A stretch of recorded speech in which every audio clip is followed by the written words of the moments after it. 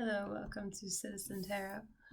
Today feels crazy for me, and I look the part a little,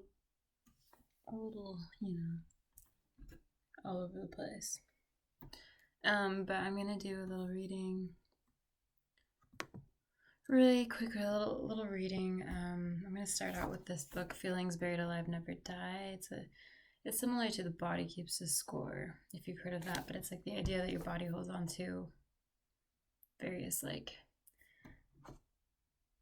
feelings that haven't been dealt with can affect you in a physical way is like the idea, right? So I'm gonna flip open to a random bit.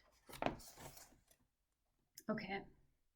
What is it that we need to change? We need to change negative feelings, vibrations, in parentheses. We have buried for untold years to positive feelings and vibrations. Negative feelings that pertain to any area of our life where challenges occur and keep reoccurring. We learn these lessons in life. We learn the lessons in life we are to learn two ways, either through obedience to natural laws or through suffering the consequences of not observing those laws, through adversity. None of us consciously create the suffering we experience. Any suffering we may go through is due to natural consequences, the law of cause and effect being manifest in our lives. All right, cause and effect. Positive and negative vibrations, and with that, the idea too is that those positive and negative vibrations affect, vibration being a physical thing, affects us physically. So I'm gonna draw an overall energy. I feel like that's a pretty fitting intro, at least for myself today. The underworld. Okay. 2 more cards for this overall energy, please.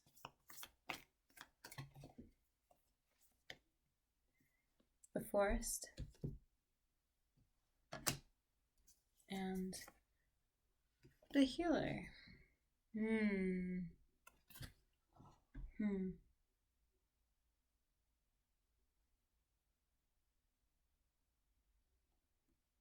My first thought is drawn to this forest, the idea of being lost in a forest. This forest is really shaded over. It's dark in the forest itself. And it's dark in the underworld.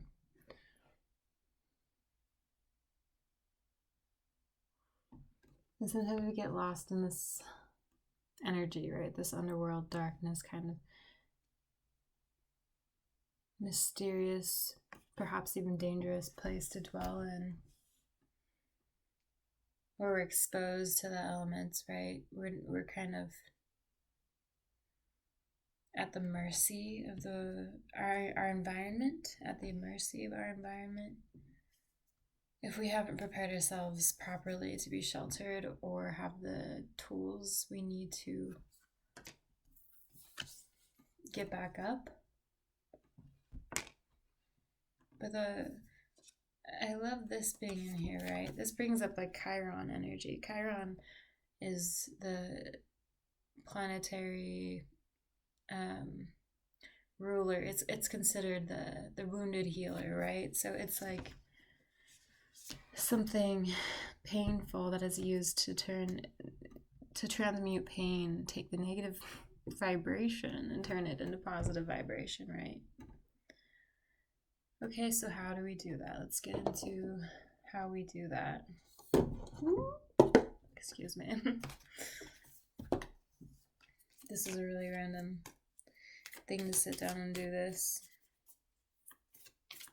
My brain is just not wanting to.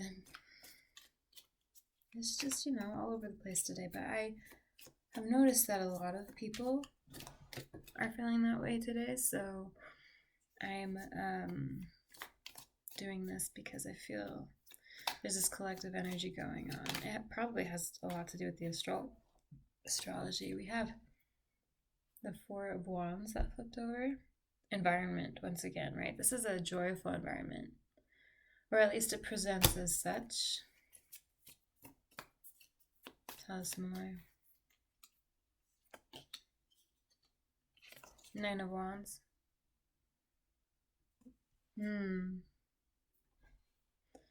Wandering through a forest, wounded, afraid. That's what I'm picking up from that right away. But hopeful, right? Seeking better, seeking shelter, seeking something. Tell us more. Got the 7 of Cups reversed. This light is so bright. There we go.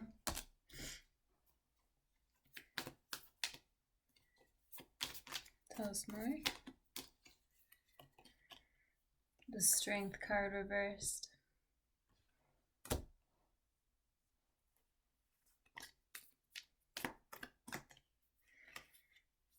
4 of Cups reversed.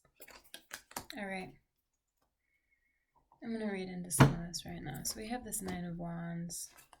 I want to see what the booklet has to say about these things, because like I say in all these videos right now, I'm still learning and you can learn with me. Why not, right? Okay, 9 of Wands.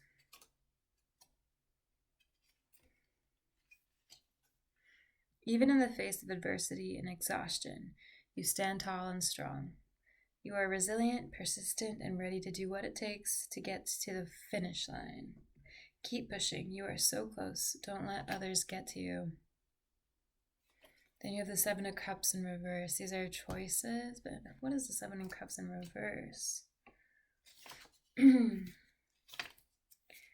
You are overwhelmed by choice and are unable to move forward. Reduce your options and focus on what is truly important to you. And then you have the Strength card in reverse. Perhaps this is a feeling of weakness, but I want to see what this deck has to say about it. Like, the idea that, at least in my brain, yes, it's a feeling of weakness, but you have this strength that's right there. It's just you need to turn it upright, right? And you have the ability to turn that upright. It takes effort, right? It's hard to want to turn that upright sometimes. Like, I've had it with strength, right? Like, just being strong, like, you know, when people tell you you're strong for enduring something or going through something, and you're like, I'm not really necessarily strong. I'm just still here. Just have to keep on keeping on, right? But that is strength, right? Especially if you continue to see and find the joy in the world around you. Continue to try to grow and get better, feel better, improve yourself and the world around you, your environment. Try to heal. The booklet says you are a powerful force. You just need to connect with this inner power in a constructive way. Others may question your strength, but you are fierce inside. So I'm getting 2 different cards already that are like, don't listen to other people, basically. Perhaps you're being challenged by your outside environment, your outside world. It's really difficult to have confidence in oneself when others around you are questioning your confidence for you, right? Even if you're like, no, I know that that's not right and I don't need to be questioning my confidence right now, like I'm good, right? But like, if people are still doing that, it's really, really hard to not allow that to get to you, right? To block that from getting to you. 4 of Cups.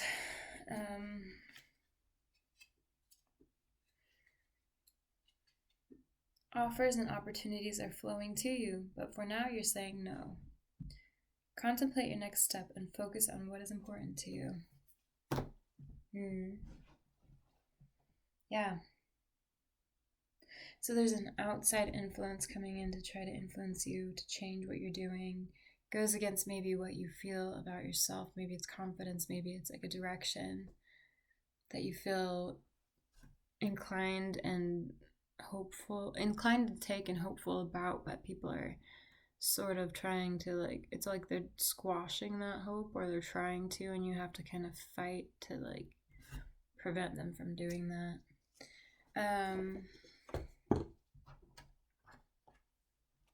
Tell us more about this.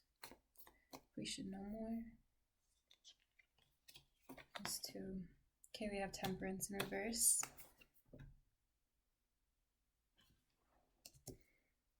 Of course, it's easy to be impatient with these things, right?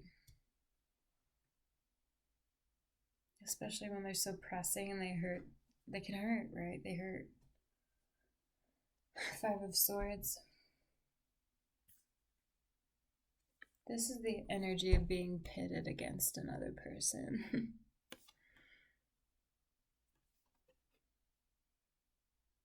I'm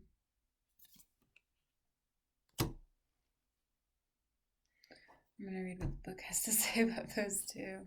I don't care. That's what we're doing today.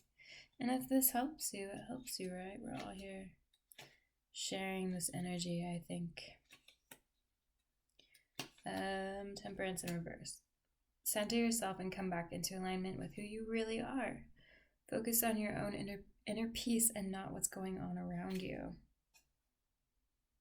Dang. Over and over and over again with that message, right? Five of Swords. All right, Five of Swords. You have been engaging in a win-lose conflict.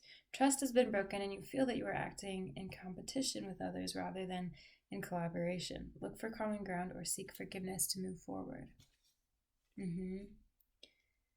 Win-lose conflict, competition.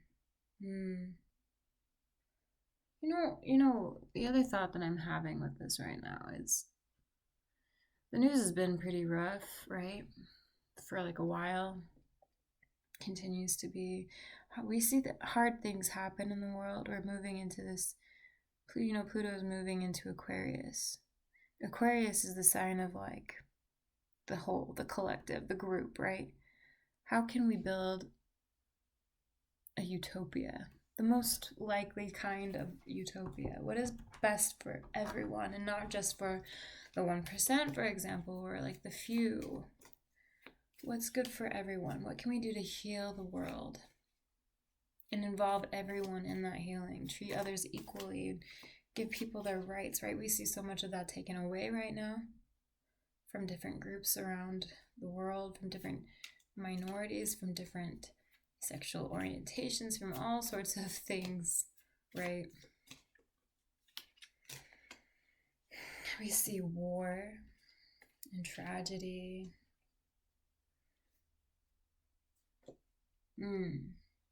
Okay. I've been thinking about this a lot recently, so yeah, we see all this happening around us. And if you're like me on any level, it's really, really hard to not be affected, like pretty dramatically by that, right? But here's some food for thought that you probably already thought of before, but that's that like we have never been as connected as we are now. The world has never been so big, right? Like there's always been tragedy. There's always been heartbreak and tragic, horrible, awful things that have happened to people around the world. But it used to be, you'd find out about those things through the news like some time later, right? For most of human history, you had your own little bubble and you stayed in that little bubble and you'd hear news about lands far away, right, from different sources and whatever here and there. But you mostly just kind of stayed within your bubble and had to deal really with what was going on around your immediate environment instead of the entire world, right? It's only been in the past 100 years, right? Century or so that we've really been like connected the way we have, and especially the last 50 years with the internet, that we have been as connected as we are, and we can see in real time what's happening. And like, not just that we can see what's happening all the way around the world, all the tragic events, all that, but also like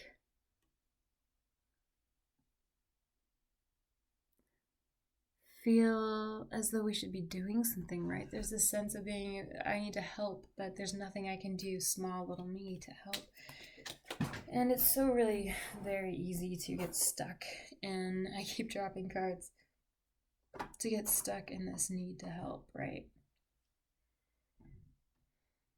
This desire to help and feeling helpless. Like, I already feel helpless in my own world. Like, what am I going to do to help anyone else? And it feels really, really dreary, is a nice word. Painful and difficult. But here's something to think about. I've been thinking about how important it is to have the small world stay small, and to choose when to see and allow yourself to absorb the rest of the world at large, right? I think it's a miracle, a really cool thing that we're as connected as we are. And I think it could really work to our benefit to know the hard things that are happening in the world, but not if it overwhelms us 100 bajillion, percent of the time. In order to not become totally overwhelmed by it, we have to allow ourselves to take the weight of the world off of our own shoulders. No one's going to solve these problems themselves, right? A lot of the solutions will come from local environments. And that means, first of all, taking care of your own local environment, right? Me being in my own room, taking care of myself today, drinking some tea and having a good little cry here and there. Like, that's a place to start. That's the first thing you can do, right? And then your day-to-day life with your coworkers and your friends and the people you're acquainted with in your day-to-day life, that's the second, mode of action. And this is probably like a pyramid. You can think of it as a pyramid, right? The self is at the bottom. And then you have your immediate, like your close friends and family, and then your work and environment and all that. And then up here you have the world, right? The world is like the tippy top.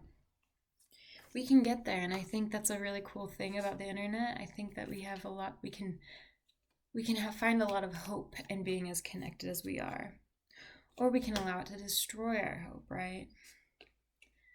So the point, I've been thinking a lot about setting boundaries with news and the internet.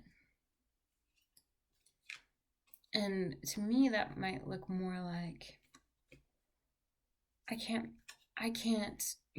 make myself feel guilty every single time I don't have the bandwidth to take in another tragic, horrible event I can't even fathom or imagine happening to anybody, or the pain it might cause, right? And it feels silly then to just go and look at some memes or watch a silly video. But one of my favorite poems, you should look it up, I don't know about copyright stuff, but it's A Brief for the Defense by Jack Gilbert. And the poem is about how there's tragedy always. There's tragedy around the world at all times. Horrific tragedy you can't even imagine. But there will always be music at the same time, right? The same place that tragedy is happening, there will be songs, there will be singing and dancing, there will be art, there will be laughter, humor. These are the things we must have. We must take care of our souls. And part of taking care of our souls, is allowing ourselves to step back from tragedy and giggle at something silly or sing a song, right? I think it's really easy to feel guilty about being in your own safe world where you already just still don't even feel safe or good, right? It feels like a sense of guilt for not being grateful enough for where you're at because you have so much and you know it, but it's still like you're unhappy, right? This is the world we live in, and this is the world anyone has always lived in, right? It's really probably not so different in a lot of ways on the soul level.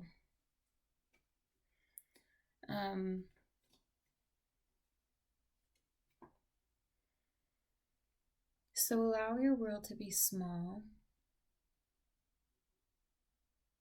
Allow your world to be small when you need it to be small. and let it be big and whole. At times when you feel strong enough to let it be big and whole. You know, maybe the strength card can be interpreted too as, I have strength right now, and my strength right now is enough for me to go inward. I need to go inward and take care of me so that I can flip this around at will later on when I need to help out in my community, when I feel compelled to help out in my world. I can turn that up right? We can then, by practicing the healing of the inner self, we can move forward and heal, you know, what feels like people, you know, people are calling this, like, they'll compare it to, like, the sign of the times, like, you know, the end of the world or the underworld. It feels hellish sometimes. But the kinds of BS you see on the news, stuff that's like, okay, we have enough going on with natural disasters, with actual problems, and then you have people on top of that that are trying to control other people's lives and hurt other people. On top of that, it doesn't make any sense. Anyway, I'm going off on a thing. I think it's really helpful to know that you're not alone in feeling the way you feel. Maybe it's not, sometimes it's helpful and sometimes it's not. You're like, okay, great, everyone's feeling this way. What hope do we have then, right? I think the only thing that's going to help is us all recognizing the importance of taking care of ourselves and realizing, yes, there is work to be done on a large scale. That's why I must take care of myself and why I must take care of my immediate environment. Let my world be small and take care of my small world so that my small world can be a part of this bigger world and help it, right?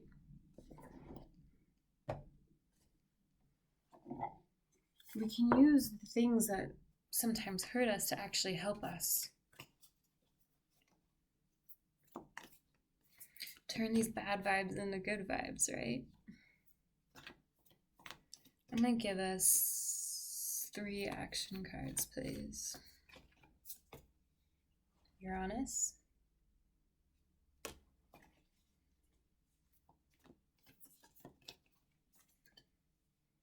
Sulfur.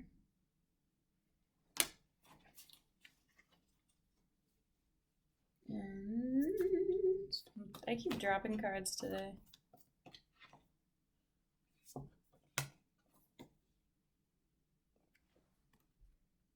Antimony.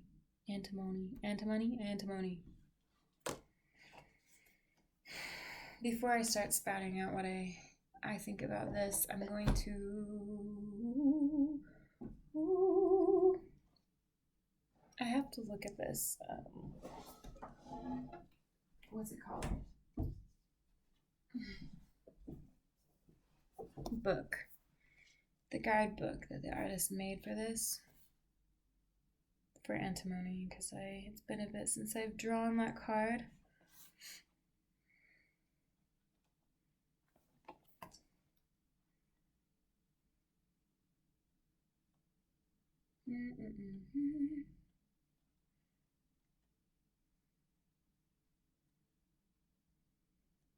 There we go. So antimony is wildness, fierceness, and hunger. In medieval times, antimony became known as the Grey Wolf of alchemy. This was due to the metalloid's unpredictable qualities and its ability to eat away at materials in the laboratory. Gold is one of the few materials to withstand contact with it.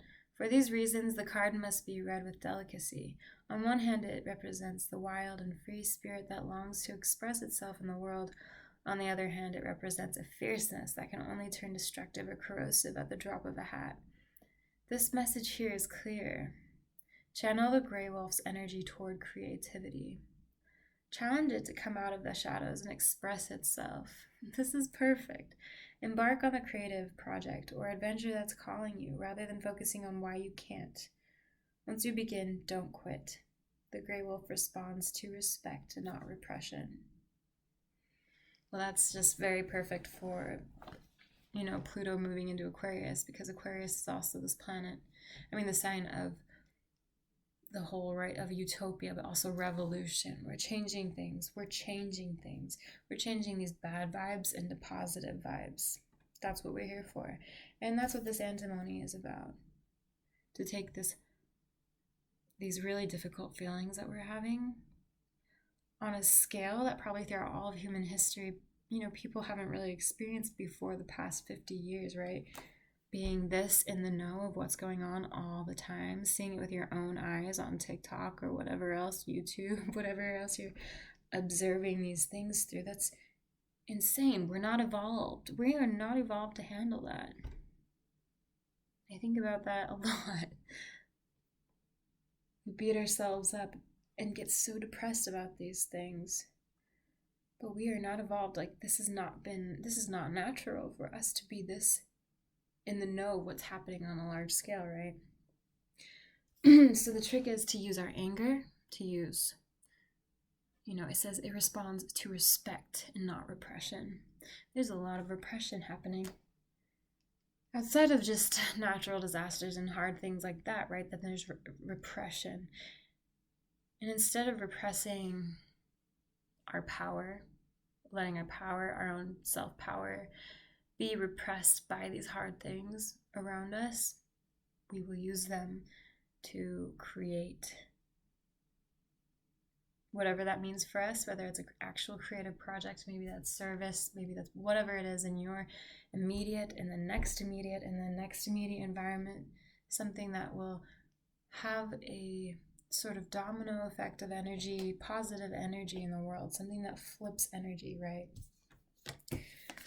Sulfur is stinky, but it's also, when you go to like a hot spring, for example, like, and it smells like rotten eggs, you're like, oh, this is good for me, actually.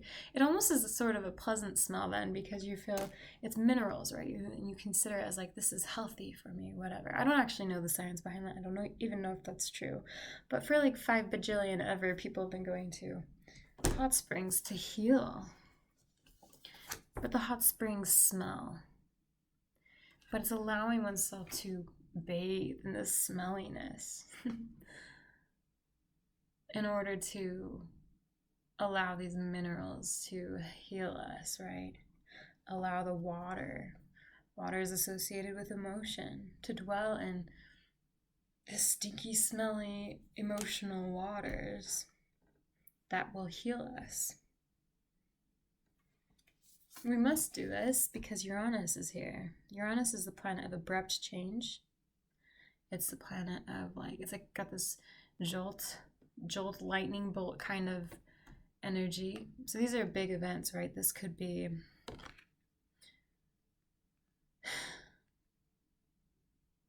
I'm trying to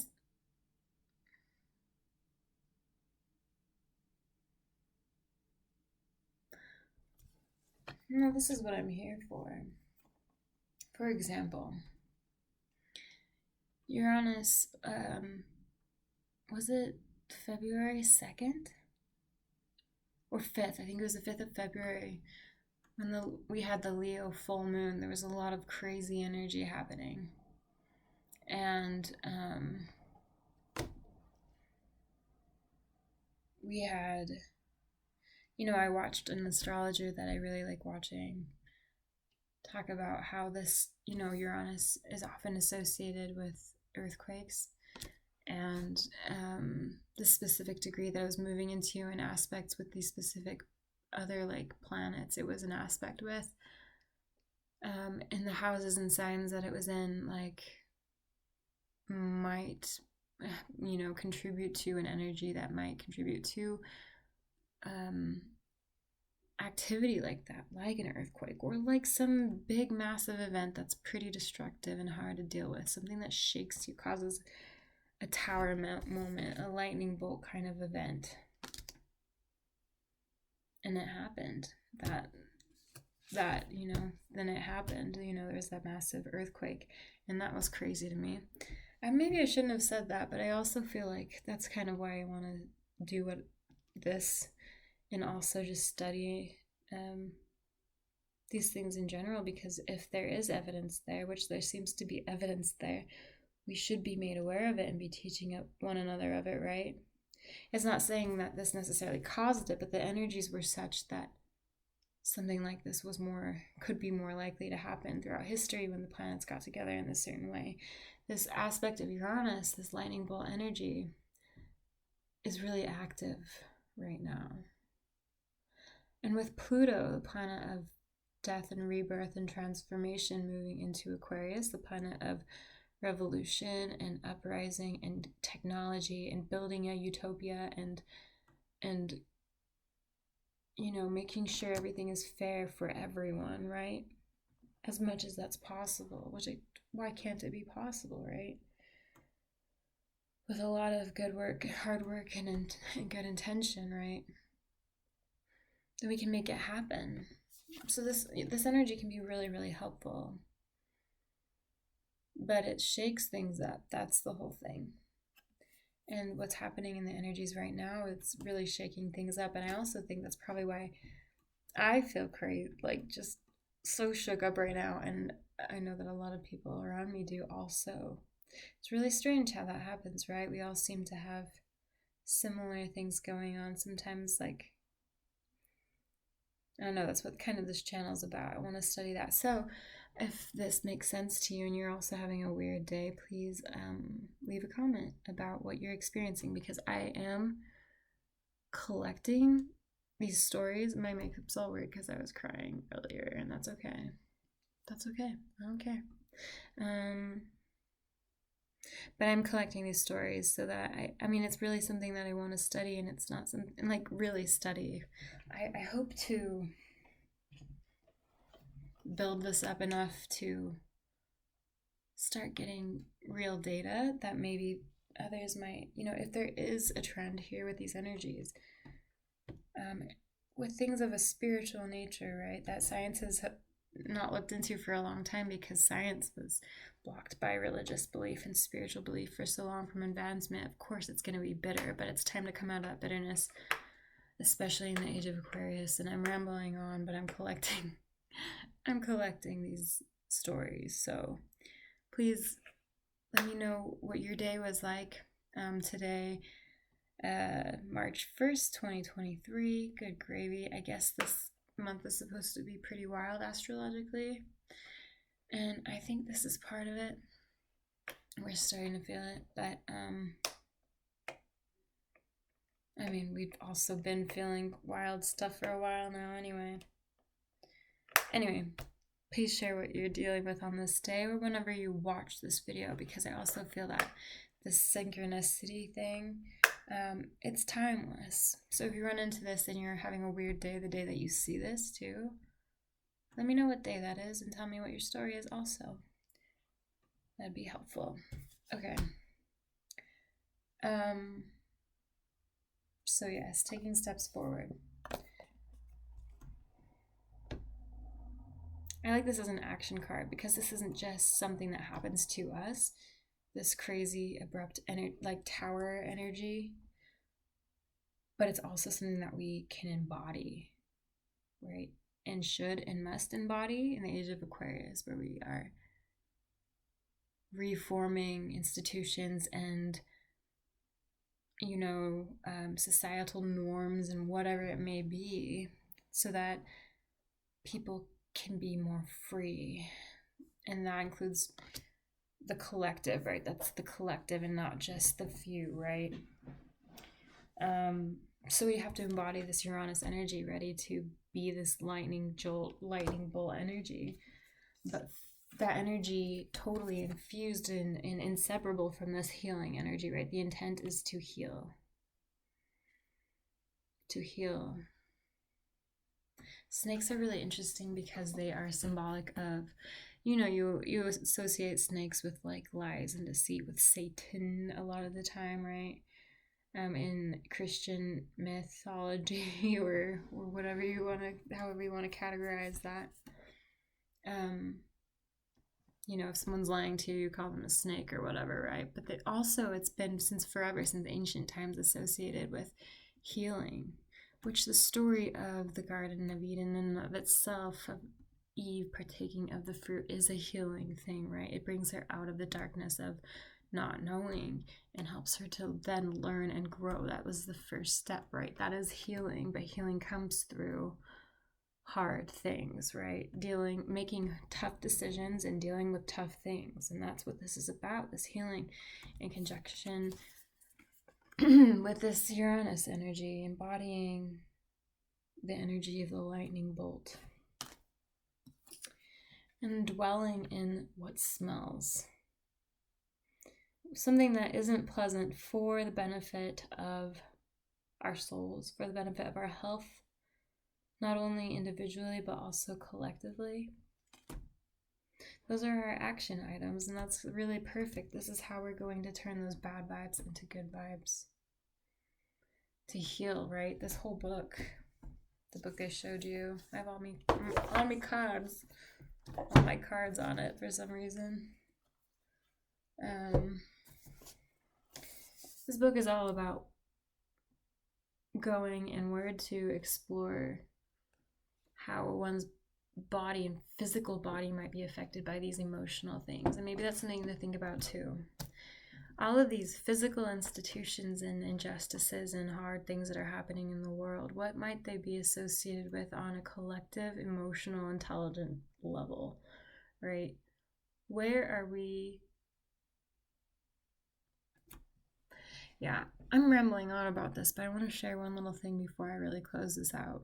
In association with this, I had a really profound dream like a few days ago. I was like in this old western town. I grew up in Wyoming, so and my family goes back in Wyoming several generations, but like I was kind of in like this old western sort of Wyoming-y town in this old, and like I was like being guided by an old mentor that I had that really, really helped me and helped shape my life as I moved forward as a teenager, right? And she like showed me, you know, I was taking this little tour of this historic town, and I saw this, she showed me this riverbed, and someone was like, oh, she helped restore this riverbed, right? Like helped restore the cleanliness and, you know, make it healthy again. The world needs a lot of that, but this was happening in my dream, and I walk up to this riverbed, and it was like pristine, crystal clear, like beautiful river running, and it was just beautiful, and I just was like, of course she did, right? Like this, duh. And it wasn't until I woke up later, and I was thinking about this really vivid dream, and I was like, oh yeah, river, duh, like restoring a river. Water is associated with emotion, archetypally, right? And the flowing of a river, a healthy river, is a healthy emotional flow. And this person was someone that definitely helped me to, helped restore my emotional river, right? It's really a beautiful thing. But I was thinking about that recently. The next day, like after I had woken up, and I saw a bunch of articles that same day about trash in the ocean. And then you hear about that, you know, the train wreck disaster in Ohio that's like impacting the waterways there. And I was just thinking like, oh yeah, what is this symbolic of, right? The whole world is having issues with its water sources. So we have our own water sources as individuals, right? And our own emotional bodies of water and riverways and whatever. And then we have a collective. We have collective waterways and sources, right? Not just physically. Like we know that's true physically, but I think that's true emotionally. And I think that emotional pollution is what's causing this physical pollution, and vice versa. Like they play off of each other. What's physical impacts the emotional, and what's emotional impacts the physical. So we're polluted. And so we have to restore ourselves and find ways to restore ourselves and find ways to restore one another. in our immediate communities, so that as we do this for one another, this kind of has a ripple effect and goes out into this collective, right? And as we emotionally heal, come to heal ourselves, we come to understand others, we stop trying to control others in ways that are just not helpful on any level. And we can start focusing on cleaning these waterways. And when I say that, I don't just mean just the waterways, right? I don't just mean the oceans, but like all of the hard issues that we have that are causing emotional and physical disruption around the world.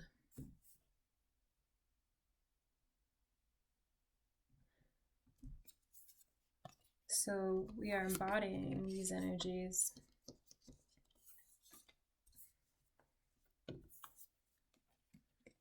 Allowing our wildness, allowing our anger and our, like I've said in other readings, anger is not a bad thing. It's not something we should dwell in or should act on to hurt other people. But anger is an emotion that says we deserve better. I deserve better. This world deserves better. We deserve better. Anger is something is love that's standing up for itself, right? And so then how will love take that and stand up for itself? Take anger, use anger. With anger in the hands of love.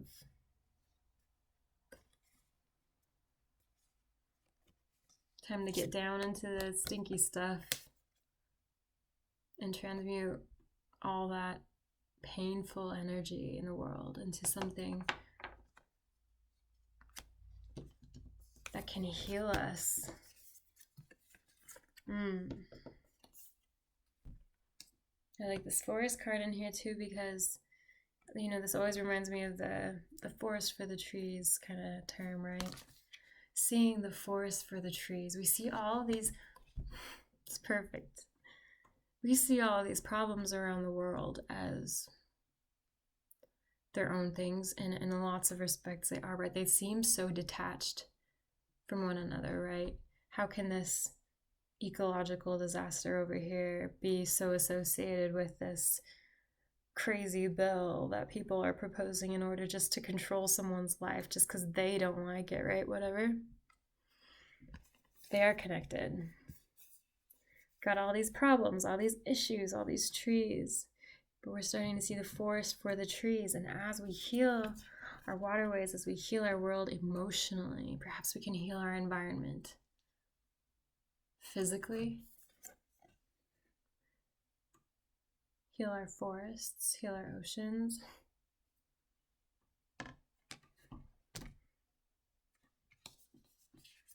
By allowing ourselves to go into this underworld with that Uranian energy. I'm going to draw an outcome card, please. As we take these steps forward, what's my likely outcome? I'm going to draw 3 cards. The Temple.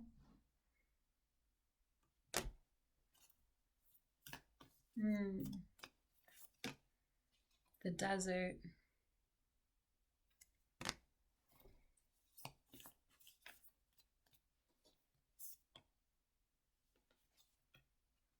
The Venom.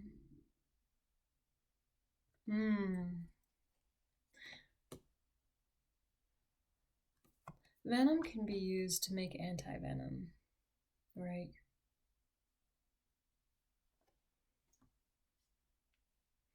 We have to experience venom or extract venom to create anti-venom.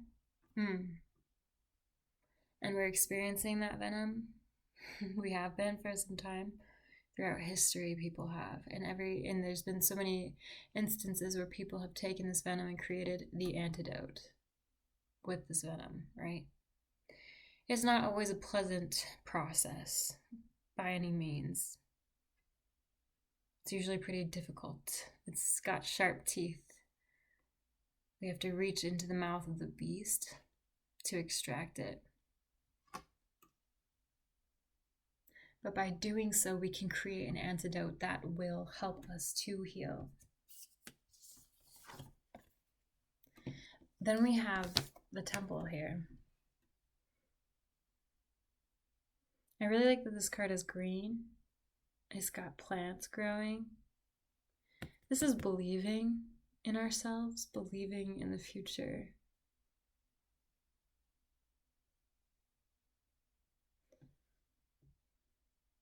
Prayer or faith in general is, I've been thinking about how science even requires and needs faith. Any progress requires faith, because you have to believe in something long enough to try it out, to put effort into observing it, action into it, to water it enough so that it can grow, clean up the waterways. This is faith. This is believing that there is a better future. It's so easy to look at the world as the underworld, and it feels that way in a lot of ways, right? But if we start telling ourselves every day to look at this like a temple, right? No, this is a temple. It's time to clean it up. It's time to get this antidote going and distributed, right? Don't even get on me about any, you know what I'm talking about. I already know that if this ever even, I don't even know. I'm just imagining people being stupid about vaccine stuff right now, and I'm like not even trying to talk about that. So, but the antidote, I shouldn't have thrown that in there. Oh well.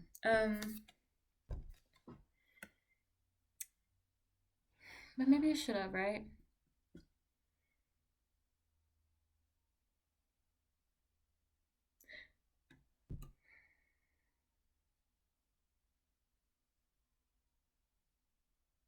Give me a card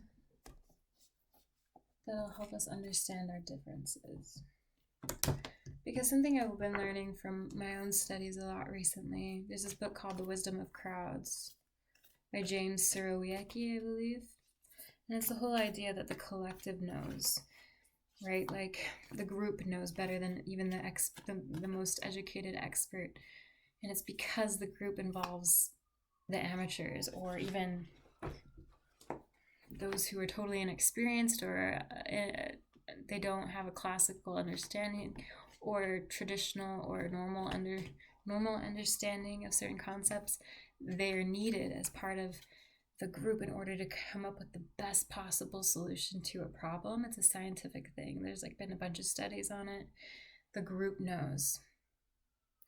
By having these people with insane, wild opinions or beliefs in there, things that we wouldn't even, we would consider insane, by having them as part of the same group that we're in, ultimately the entire group altogether will have a way better answer than even the most experienced and well-studied experts in the field on a specific subject. So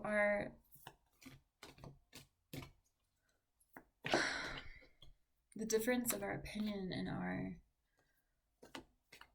opinions and our beliefs are very valuable, which is something I think that we'll also have to come to terms to in the Aquarian age, where justice is not just for what we believe should deserve justice, right?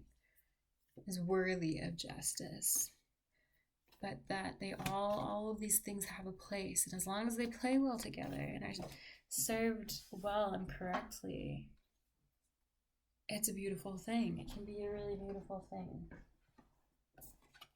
As long as they don't restrict others from having their free will and ability, or keep people from, the whole from really progressing.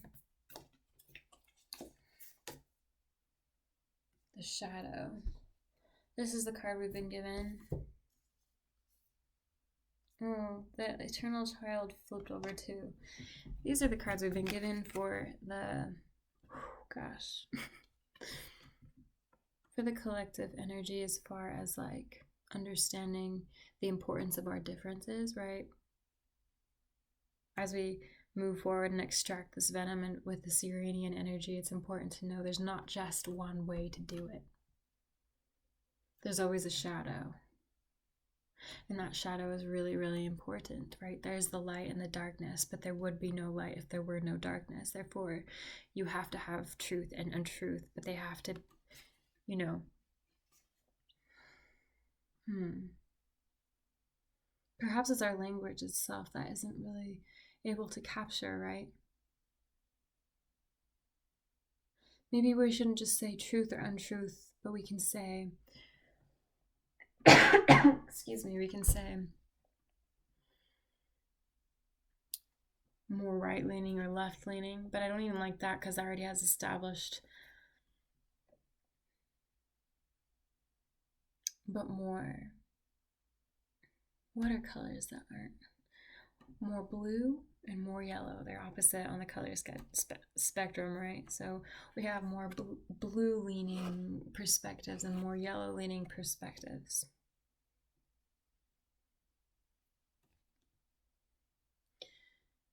And the blue-leaning perspectives will be very, very bright and appropriate a lot of the time for the whole. Maybe the yellow perspectives are more appropriate and fitting for the individual level, right? It's different parts of the spectrum you're dealing with, and that's why we have such a different variance of opinions, because we have such a variance of experiences. And of course, right, we have to figure out how those all fit together in order to work together so that the spectrum can be connected and we can see it as a spectrum and therefore work within that spectrum to create something that's fair and valuable and useful to everyone as much as is possible. I hope that's possible, and I think that it could be, right? A Star Trek kind of, you know, society. What do they call it? They're like different levels of that society can reach. I forget what it's called, but it's like the first level and the second and third level is like spacefaring. Like they've figured out all their ways to like their ideas of morals and emotional intelligence. I think that's what this is about, honestly. I think that what we're moving into will be a matter of emotional intelligence. Whether or not we heal ourselves and heal the world at large. That's why it's so difficult. I also like that so we have the shadow in here with our differences, and both the shadow, the light, and the shadow are needed. One would not exist without the other, right? And this eternal child, the other aspect that we are all basically just children. We're all just a bunch of idiots when it really comes down to that. I don't mean idiots, but like when you think of a newborn kid and you're like, oh yeah, you don't know anything, which is so funny and dumb to say that, but you know what I mean. And they don't, because they're just brand new and you can't expect them to, and we can't expect us to.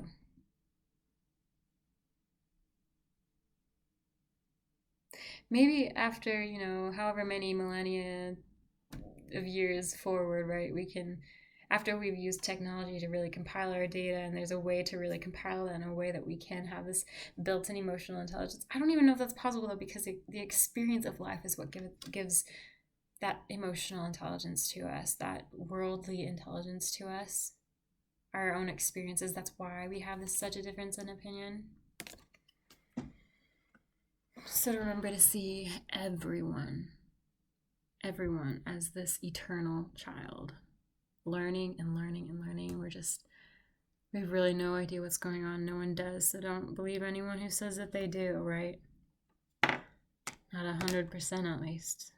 But believe in something long enough to try it out. And that should be this faith in this world. The ability to heal it.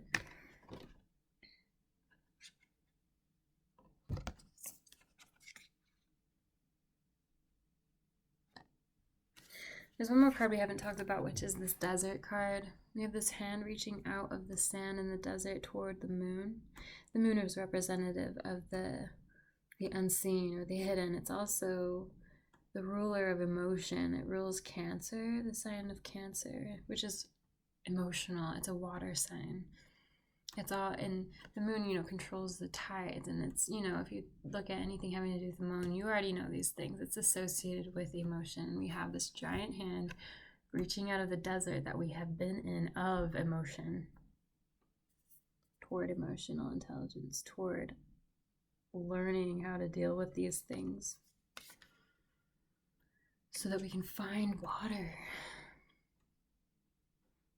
We can heal ourselves. We can heal the world. Yeah. I really liked this read. That was really therapeutic for me. It was a really cool read. I wasn't expecting that. Actually, when I got on this, I was like, I'm not going to post this. I look crazy, but I'm going to post this. And I don't care what I look like because this was a really cool read and it was really needed. And, you know, it's raw emotionally. That's what we need to be. Open and vulnerable as we go forward, trying to figure this out together. But remember to keep your world small. Allow it to be small when it needs to be small. Know that that is natural and has been the way that we have evolved, right? And now that we're evolving more with this connectedness of the internet, we have this anger and we see the stink and we're hurting and our strength has been turned on its head and we are pit against each other and there are like a billion things to be focusing on and you don't even know how to focus on anything, so you just kind of look at it and don't even know what to do, right? Impatient with it all. We're going to transmute all this bad energy into something positive if we intend to, and it's time that we start intending to. And so I hope you tell yourself that you believe in us, even if it's hard to do, right? I believe in us idiots of the earth. And yeah, that's the reading. Read that poem, And Breathe for the Defense by Jack Gilbert. It's one of the best poems. I think it helps me every time I read it. And thanks for tuning in. See you on the next one.